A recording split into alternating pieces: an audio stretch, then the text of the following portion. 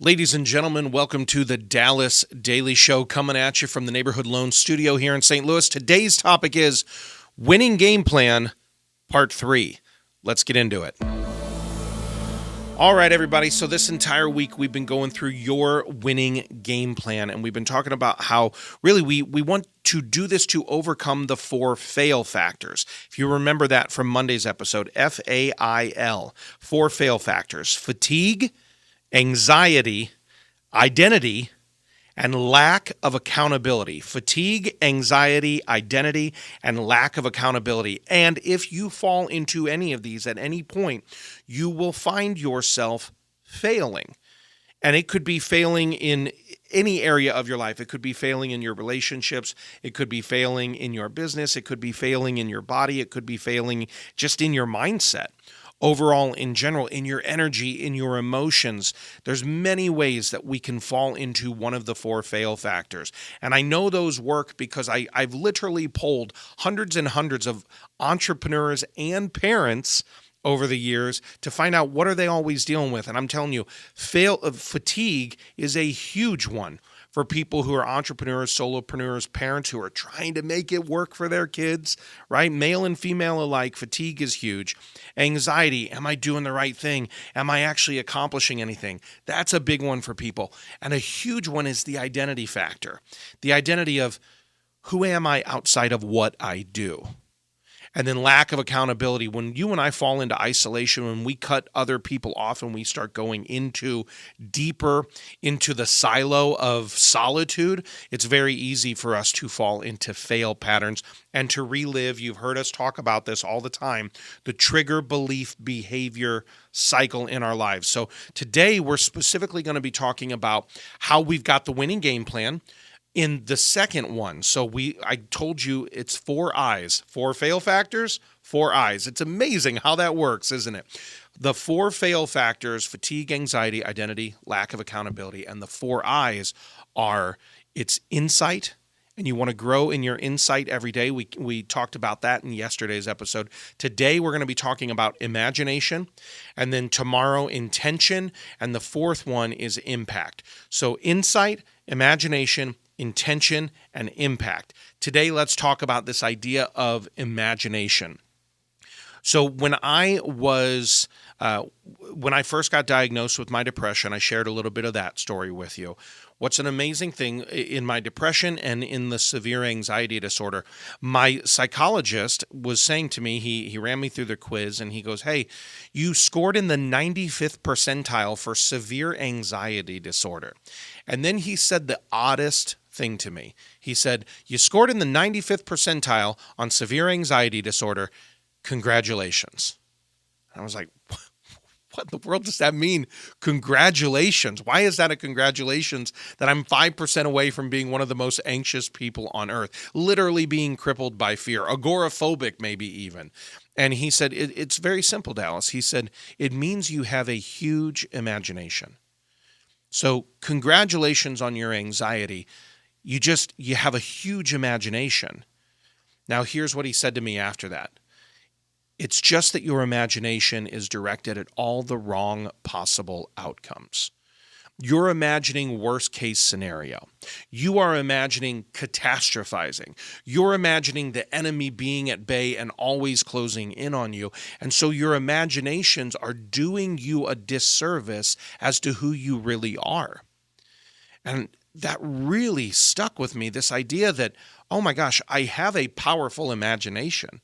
It's just directed at all the wrong things. And so when we think about these 2 potential yous out here in the future, there's a future you want to avoid, and there's a future you that you're becoming, and we get more and more into that in our mind shift calls that you're going to be seeing those occur more and more inside of the pod as well. But when you and I direct our attention at the worst possible outcome, the worst possible scenario, when we're catastrophizing, we are actually using our imagination in all the wrong direction. However, it means that we have tremendous imagination. And what might be possible for us if we begin to shift and redirect the focus of our imagination toward potential future outcomes that are incredible, toward ones that are positive, ones that are powerful, ones that actually can make a difference in our life and in our world around us. And it happens when we actually begin to understand the power of imagination to create our reality. Now, I know that sounds a little woo-woo. That's okay. Go with me here for just one more moment. Your thoughts create your reality.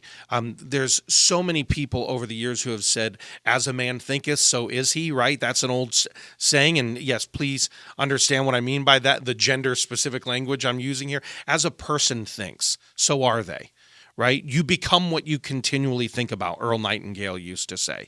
You become what you continually think about. I think, therefore I am, right? That's an old sentence as well.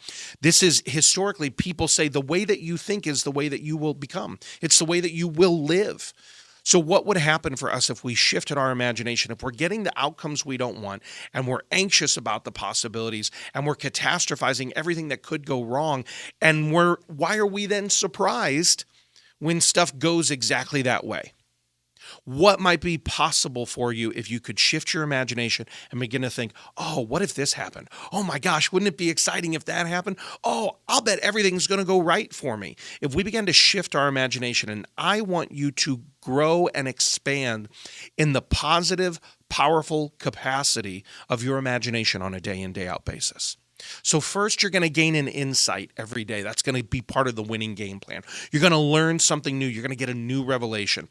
Number two, you want to begin to increase in the imagination of who you are and what is possible for you. And then tomorrow we're going to get into the next I, the third I, of what intention looks like. But for right now, I want you to get your positive play call cards.